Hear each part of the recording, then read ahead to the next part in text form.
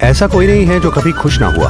हर कोई कभी ना कभी खुश रहा है। समस्या ये है कि वो उसे कायम नहीं रख पाते। बात बस यही, बस दो चीजें हैं, आप कितने आनंदित हैं और अपने आसपास के लोगों के साथ कितना आनंद बांटते हैं। बस 2 दिन ऐसा करके देखिए, आप अपने भीतर वाकई शानदार बन जाएंगे।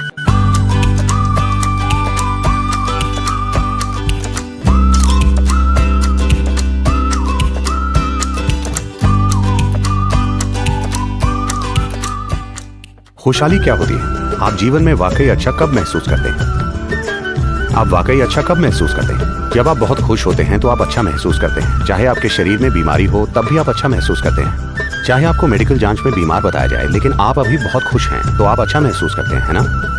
तो मूल रूप से खुशहाली का मतलब है एक तरह का आनंद, जीवन का उल्लास। खुशी क्या है? हम कह सकते हैं कि खुशी ये या वो है, लेकिन जीवन के स्तर पर खुशी का मतलब है आपकी जीवन ऊर्जाएं ज्यादा उल्लासित हैं सामान्य स्थिति की तुलना में। डिप्रेशन का मतलब है आपकी जीवन ऊर्जाएं बहुत ही मंद और उबाऊ हो गई। खुशी का मतलब आपकी जीवन ऊर्जाएं उल्लास में हैं। खुशी का वर्णन करने के कई तरीके हैं, लेकिन जो खुशी को जानते हैं सिर्फ वही जानते हैं कि खुश होने का मतलब क्या है। ऐसा कोई नहीं है जो कभी खुश ना हुआ हो। हर कोई कभी ना कभी खुश रहा है। समस्या ये है कि वो उसे कायम नहीं रख पाते। बात बस यही है। बस कुछ सरल तरीके अपनाइए ताकि आप मंद न पड़ें। देखिए, बहुत से लोग जो बिजनेस करते हैं वो सोचते हैं कि वो सिर्फ IRS के लिए लेन देन का हिसाब रखते हैं। नहीं, आप सिर्फ IRS के लिए ऐसा नहीं करते। इसकी वजह यह है कि लेन देन का हिसाब रखे बिना पता ही नहीं चलेगा कि फायदा हुआ या नुकसान। हिसाब किताब रखने के पीछे यही सोच है। आप आगे बढ़ रहे हैं या पीछे जा रहे हैं, ये जानने के लिए आपको एक अकाउंट बुक की जरूरत है। आप एक और अकाउंट बुक क्यों नहीं रखते? हर दिन के अंत में देखिए कि Just check. Am I a little more joyful today than yesterday? क्या मैं आज कल से थोड़ा सा ज्यादा खुश हूं? अगर आपने ये 5 साल की उम्र से शुरू किया होता तो आप अब तक परम आनंद से भर चुके होते। फायदा ही फायदा। आप ऐसे हो गए क्योंकि आपने इसका अकाउंट नहीं रखा।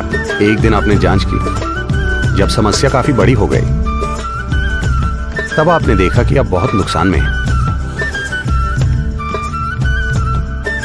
हर दिन, हर महीने का हिसाब रखिए Just keep accounts. कि क्या मैं पहले से ज्यादा खुश हूं या कम। बस 2 ही चीजें हैं,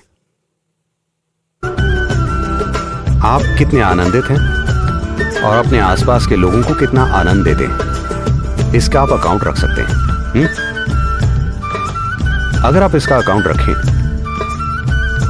लोग अपने पैसों का अकाउंट रखते हैं जैसे कि वो पैसे अपने साथ ले जाएंगे। जीवन की असली संपत्ति ये है कि आप कितने आनंदित हैं, आपका जीवन का अनुभव कितना खूबसूरत है। आनंद अपने आप में कोई लक्ष्य नहीं है, लेकिन ये जीवन के लिए जरूरी माहौल है। अगर आप ये माहौल नहीं बनाते तो आपके आसपास जो कुछ भी है वो बेकार चला जाएगा। कल अगर आप सुबह उठे,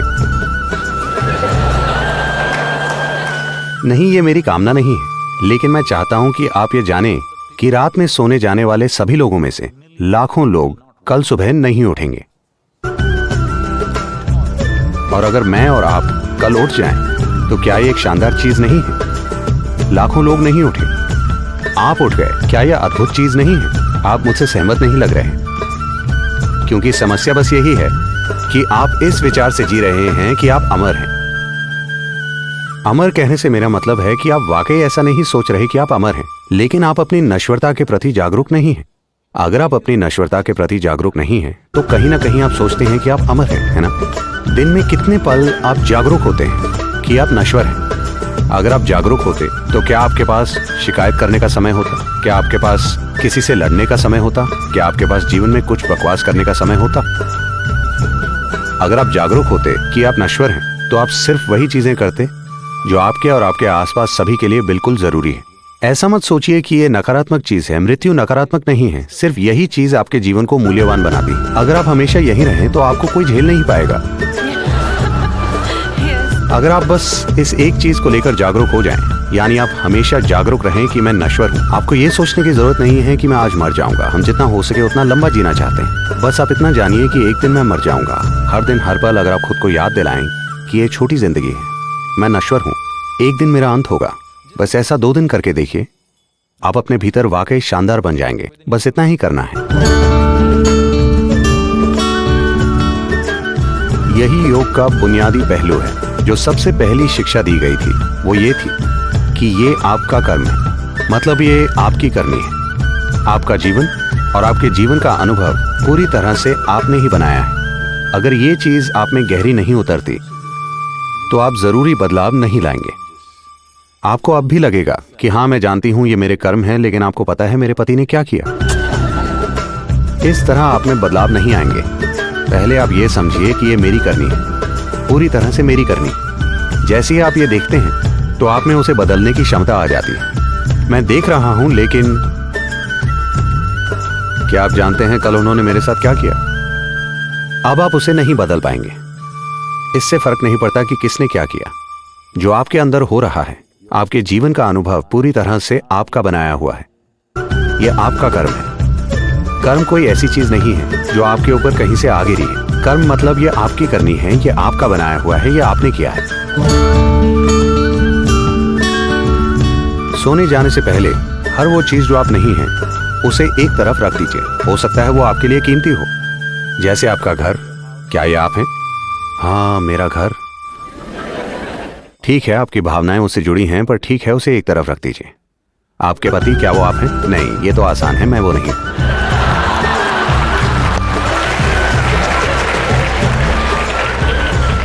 मेरे बच्चे, क्या वो मैं हूं? ओ, ये थोड़ा मुश्किल है, लेकिन नहीं, वो मैं नहीं। वो आपसे कहने लगे हैं। अगर वो 12 साल के हो गए हैं तो आपको बता चुके होंगे।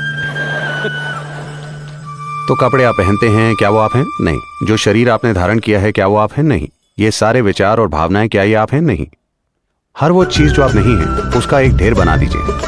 असली ढेर नहीं, बस इसे अपने मन में कीजिए। हर चीज अलग रख दीजिए। मैं देखता हूं। हर दिन आप इसका अभ्यास कीजिए। एक दिन जब आप सफलतापूर्वक हर वो चीज अलग रखते हैं जो आप नहीं हैं, तो जो आप हैं वो स्पष्ट हो जाएगा।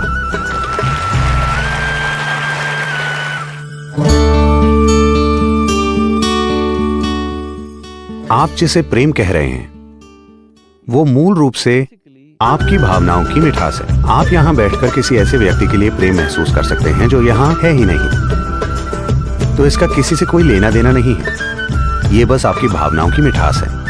अब आपका प्रेम संबंध, आपकी प्रेम करने की क्षमता सेल्फ स्टार्ट पर है या पुश स्टार्ट पर। आप किसी दूसरे व्यक्ति का इस्तेमाल अपने भीतर प्रेम लाने के लिए कर सकते हैं, या आप खुद ही प्रेममय बन सकते हैं।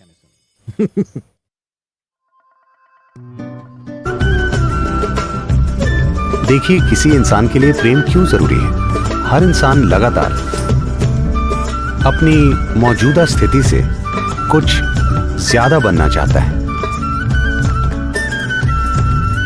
आप किसी चीज को खुद में समाकर अपना हिस्सा बना लेना चाहते हैं। पूरी कोशिश यही है।